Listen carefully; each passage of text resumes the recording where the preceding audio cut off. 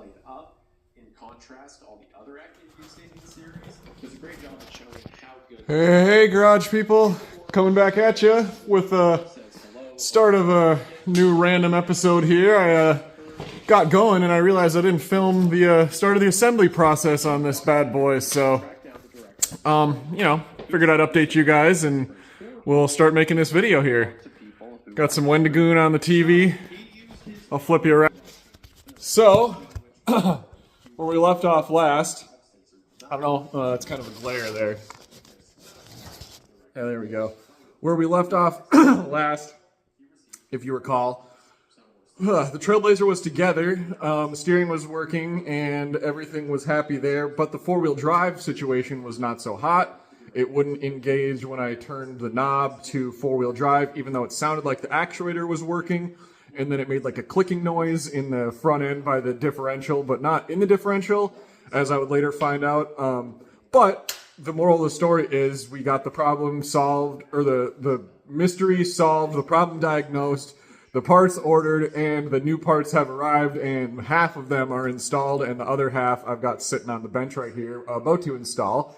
And then I realized, oh shit, I haven't filmed any of this. So I will show you guys what's going on here and what's new in the garage.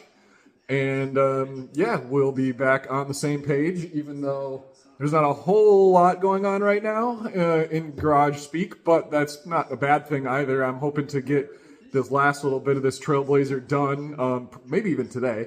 And then, or definitely this week for sure, and then get it listed for sale. I got insurance, and then I got to get the title transferred into my name, and then after that, we'll be good to go. I'll probably drive it around a little bit, and then obviously we'll get it listed for sale ASAP. I already took some pictures while it's up in the lift. I'll take a couple more when I'm done with the installation of all these nice shiny new parts, so they can be documented. And yeah, we'll be good to go after that. So the main difficult parts have already been installed. Fortunately, Jenny helped me yesterday. It was, I think, I don't have a transmission jack, like a high-rise jack. So it was definitely, in my opinion, a two-man job because these oil pans don't use gaskets or like rubber or steel, multi-layer steel with a rubber liner or rubber grommet or whatever you want to call it. They do not use that.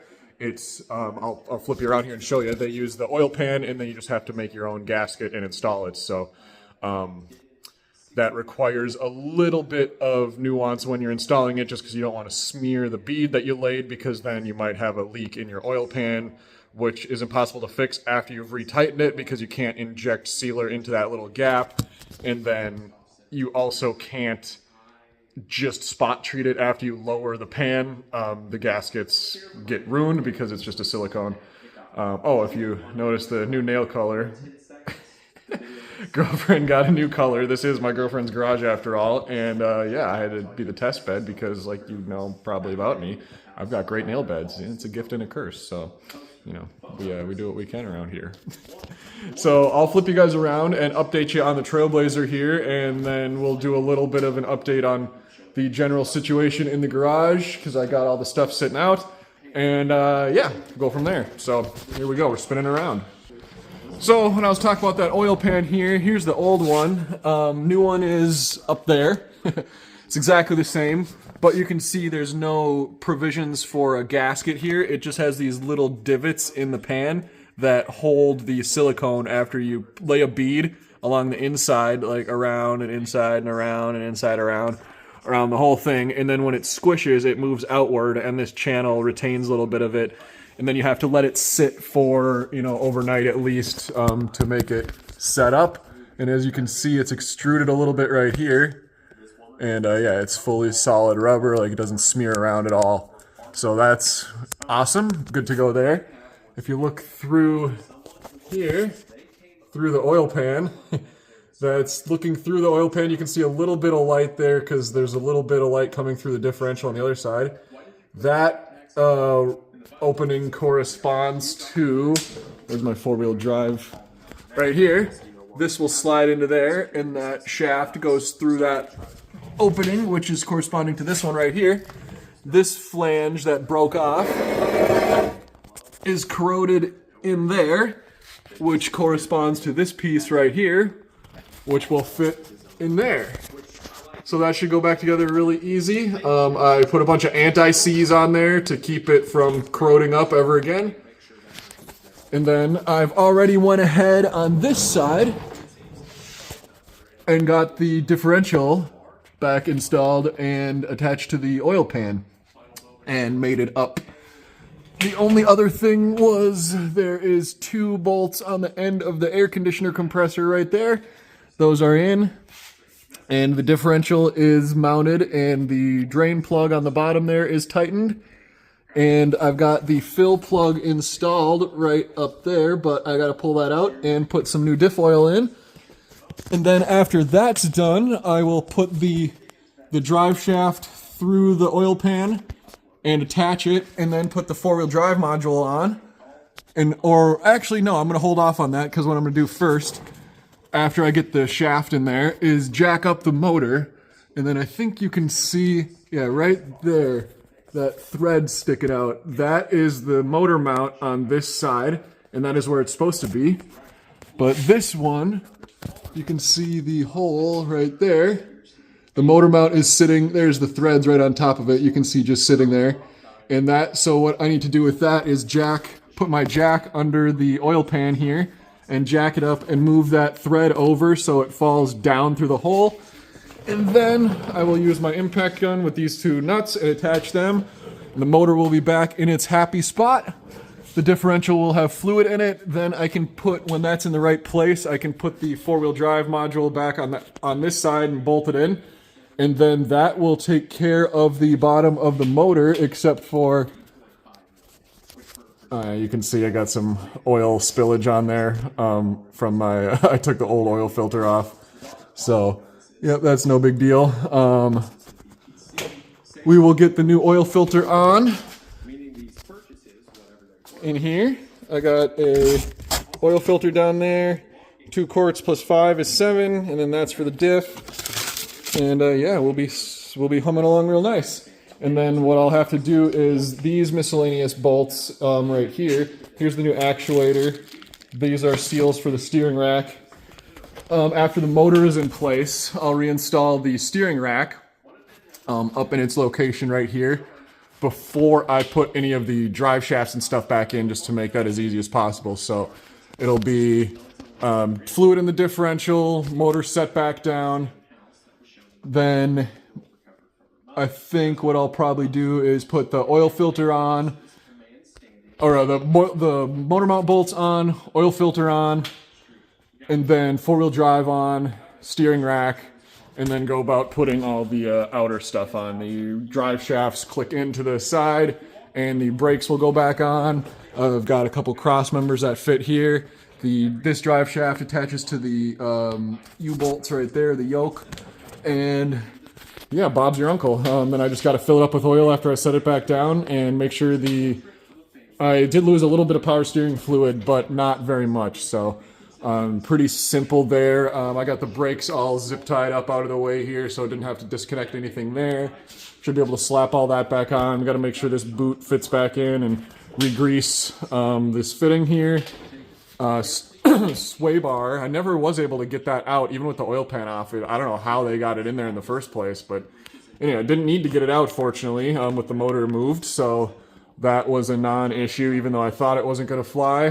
So I'll bolt that back into place, and then the end links just go back on. So it's pretty simple. And then last place would be the wheels back on, and then I'll set it down and put the oil in. And there's 2 little bolts right here that hold the fan shroud on out of the way. So after I get the steering rack on, in conjunction with that, the steering rack on, this goes on, and then the steering wheel attaches. So yeah, it's a lot of little tasks, but it's just the reverse of stuff that I've already done, and it's parts that I know fit. So the hard part was the disassembly, and I'm going to move on to the installation phase, and then hopefully I'll get this set down, and we'll fire it up and pop it into 4-wheel drive, and these front wheels will spin nice and pretty for us, and yeah, that'll be a major win. So after that gets done, just talking ahead now, I've got more oil over here and another filter for the Grand Prix, which is currently outside, because as you can see, the Camaro is still sitting here because the Trailblazer is taking up the lift. And yeah, the Camaro is not outside because, as you can see, there's no longer a lawnmower in here, and there's a snowblower sitting right there. Last time I had you guys on video, it was pretty warm and dry and sunny. And yeah, it is not warm now. It is sunny, fortunately, which is nice. But yeah, here's the Grand Prix. It needs an oil change, which I've got all the provisions for. And you can kind of see in there, I'll include it later in this video as well, I got some new wheels and tires for the winter, so I'm very excited about that. These wheels and tires, I think those two on the back are okay, and I think the two on the front are basically shot. They were on the car when I bought it, and they were kind of on, at least these two were on the edge even then, so yeah, that'll be good to get switched over. Just give me a little bit more reason to finish up the Trailblazer so I can get it off the lift, which will be nice. And then move the Camaro. Well, when I have to lower things, I'll crack the garage door open and let this choppy girl warm up, and then move her over here so I have space to lower this down, and we'll go forward from there. So a little bit of a process, but it is Wednesday around noon. And I definitely will have it done tomorrow, if not later today. So, good stuff. We'll see how she works. See you guys soon. All right, people. I'm back here again. Let me turn this down. There we go. As you can see, this side is all back together. I've got the main lug attached on the rim here, or on the hub.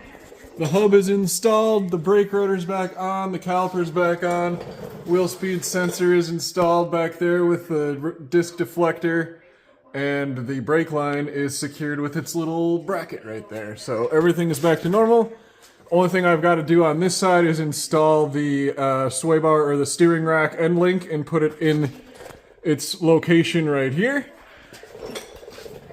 You can see I got my light on under here, new oil pan there, new four-wheel drive mechanism all right in there. My this axle got greased up and plugged in because this side is fully sealed and greased on its own.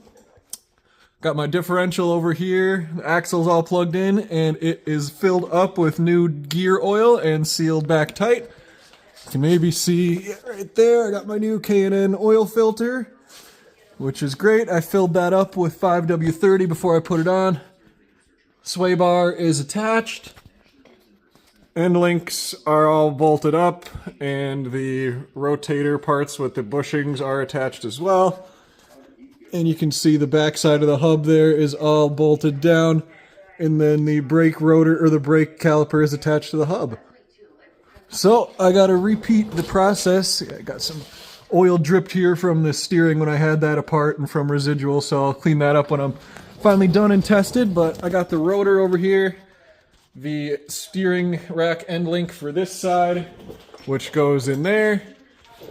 This side I got the hub on and bolted in. I got to tighten it down, 3 bolts, 18mm on the back, and then the rotor sits on the hub, and the caliper, which I've zip tied away up there, will slide on over this side, and then this bolt this mount slides into its receptacle there, which I've greased up, and then I'll bolt that down as well. So things are coming together nicely. I will put this side back together and then get the steering rack reassembled and tightened down with the castle nuts and the safety pins. And yeah, then I'm gonna fire up the Camaro and move it over so I can set this thing down and fill it up with oil and recheck the steering, make sure it's all good, and then hopefully cross my fingers with that 4-wheel drive. So should be all good. Yeah, everything went back together very nicely, which was great. Just got the wheels there to put back on, and that's about it. I'm gonna put a little bit of grease on the hub here to make sure the rotor comes off nice next time. But that's about it. No anti-seize on the nuts or on the wheel lugs, because yeah, you don't want those coming off. So yeah, a couple things left here. I'll come back at you guys when we're ready to fire it up. How about that? Sweet. See you then.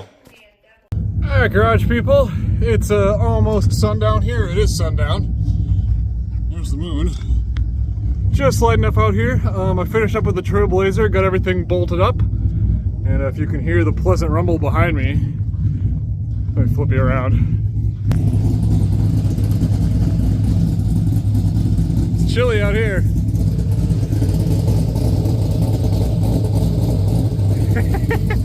Don't worry, we're not going far. It's one stall over. Then I'll verify the Blazer works, and we'll be excellent. And that can stay out here. This will go back in for the night. And tomorrow I can bring in this thing and do the wheels and tires there. And then I can also do the oil change. And then when that's done, that'll be finished. That can stay outside. The Trailblazer can stay outside. I'll flip this bad girl around, put her back on the lift, probably for the rest of the winter. I can do the sound deadening of the doors at my leisure and do some suspension work. So, yeah. We'll go back in here because, like I said, it's cold. Whew.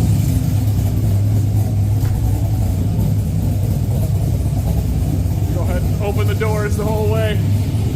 We'll switch the vehicles over, get the oil put in the Trailblazer, and test things out. See you shortly.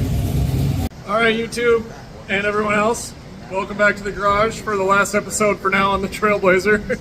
Maybe forever. As you can see, it's in gear, driving forwards on the lift. Those are the back wheels. And those are the front. Woo! Look at that. We got four-wheel drive. And yes, I did check it in high and low and auto. And it works in forward and reverse. And it still steers as well. I'll turn you around here. Check it out. Works like a charm. No leaks on the floor. Everything's happy. Sweetness. I'm gonna back this bad girl out of the garage and put the Camaro back home. I'm gonna call that a win. Woo woo woo! See you guys later when I have the Grand Prix in here.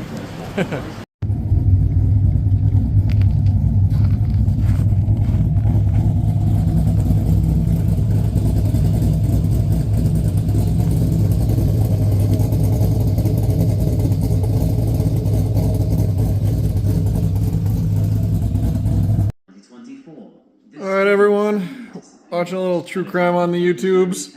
Got the Daily Driver Grand Prix up on the lift. Managed to get the wheels off, and I'm going to go about installing the winter ones. I'll show you my special little tool that I fashioned. This is a maul, and I duct taped a hockey puck to the end so I could smack the wheel and tire without wrecking anything. And that turned out to be just the solution because the rears were really stuck on the hubs. You can see there's some corrosion there. Pretty standard for Minnesota. Not too bad. A little flaky. Car's got 105,000 miles, something like that, 103.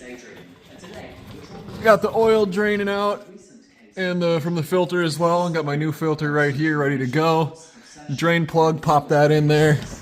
Well, under here, I'm just kind of checking around on stuff. I had rust protection 2 years ago, and it looks like it's holding up pretty good. Yeah, par for the course. The suspension is a little rusty, but underneath it looks nice. Rear suspension's all right. So yeah, not too bad. Eventually, I kind of want to pull this motor out. I've got my LS6 intake from my Camaro in there, and my LS1 cam in the bottom there to get rid of the drive-by or the DOD, AFM, all that stuff. I've got a valley cover tray up there, but it's for an early motor with the knock sensors in the valley, so I don't think that'll work up here. But other than that, this motor is just a honey. Running great. Nice and clean. The only thing that it was needing was a service, so I'm doing that now. And then eventually I'd like to do something in here, like you can see up the engine block in there. There's a little bit of a leak somewhere. And I think it maybe has a seep from the back of the oil pan or maybe the rear main seal. So it's definitely not perfect, but it's very good. And it's plenty good enough for me. So we'll see. I don't know if I'll be doing that this winter or not. That remains to be seen. I'm thinking probably not. Gonna leave the motor in this car for now. But I got my wheels and tires here to put on for the winter. Look at that. Really nice Michelin Ice X winter tires and some rims from that were fit for a 2021 Mustang, which has an almost identical bolt pattern. So I just got to make sure these things clear. And then I might need to get a trim ring for this middle piece if the hub isn't quite exactly the same size, but I've got hub-centric or hole-centric bolts, so I'll try everything out and see how it mounts up. And while I got you here, the front and rear tires for that were on the Grand Prix, the fronts are okay, not great, but okay. And the rears are absolutely shot. I didn't realize they were so bad, and they're really worn on the inside.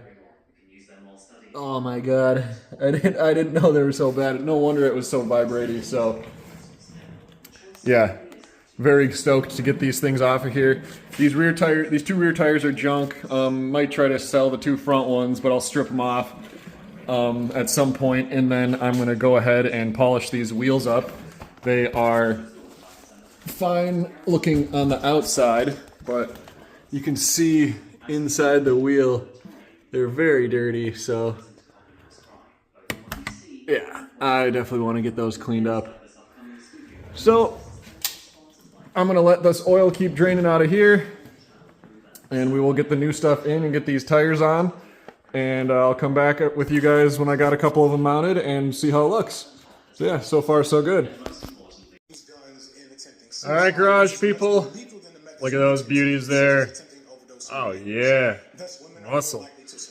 All right, well, update for you guys, end out this video. The Trailblazer is done sitting outside still, and as of now, the Grand Prix is done as well. Flip you around here. Ta-da! She's down off the lift, and the new wheels and tires are on. Check that action, huh? I think it's going to look pretty sweet sitting outside. I'm already really stoked on the tread on the tires. That's going to be awesome, especially because look at these that came off of it. So these are the fronts that are wider because of the big V8 front wheel drive and this awesome GXP. Fronts have been replaced relatively recently, or more so. They're okay. Continental. What are they? Continental Extreme Contact. I might see if I can find some for the rears, and then we'll just go with that. They're probably the cheapest. Because, yeah, the rears are toast. Look at that. Wow. So, yeah, no wonder it was vibrating. Look at that.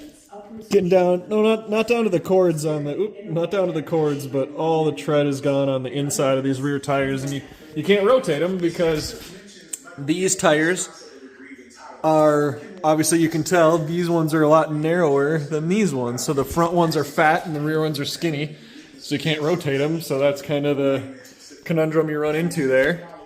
But yeah, these ones are on. I'll leave this car inside for the night because it's like very cold out and there's no reason to move it outside. Because I got the house to myself tonight. The girlfriend is off on a girl date, making crafts with her work friends. And so the Grand Prix is staying in here tonight and de-icing. I'll make sure that it's all happy in the morning and reset the oil life meter and see if the TPS numbers are happy. And I'm going to put these in the back of the Trailblazer, which is out there, and we'll get them, the tires pulled off of them, at least off the rears. And then maybe off the fronts as well, because even if if I don't, I'm still going to clean them out, because, yeah, the insides of them are definitely in need of a clean. and the outsides as well once that's done. But I'm gonna see, I'll price some stuff out for a set of 4 new ones for some good summer ones, and then I'll see what it costs just to get 2 for the rears. Obviously it'll be a lot cheaper, but yeah, I'm gonna do some looking around. But other than that, let's see it. There's the Blazer. She's outside for the night. And we're about done for the day, so yeah, I think I'm gonna publish this one and we will call it a win. Grand Prix is done for now. I looked around underneath, and if we're gonna be doing anything under the hood, it really depends on what are my goals here. I would probably not want to spend any money on it if I could all avoid it, so that would mean the Camaro cam would be the best option, and then the Camaro intake, of course, and then I would just have to get a new timing chain for the 1 bolt to the 3 bolt, and then I would just get new lifters, and then there would be DOD is all gone, and that would be nice. That would be the most cost-effective way to do it. But then cam kits with springs are somewhere in the Richard Holdner one. I think is probably the best deal, and that's about $250. I think for the Ripper Jr. with the springs, which is a really good deal. But I might ask Todd at DRM if he's got a takeout cam from like an LS3. I think those are about 203 duration on the intake at 50. The Ripper Jr. is I think 212, 218. And my stock Camaro is I think 198 or something, which is maybe a couple more degrees than this. But the whole goal would be to get rid of the displacement on demand and get rid of the lifter tick, put some new lifters in it, and then this motor would be sealed up and good for at least another 100,000 miles. So we'll decide what we want to do there. But yeah, I'm going to head inside and get some food. And tomorrow we'll take this bad girl for a spin and see how these nice new tires are treating us. Definitely going to be better than those meats. So anyway, keep on wrenching, folks. See you next time.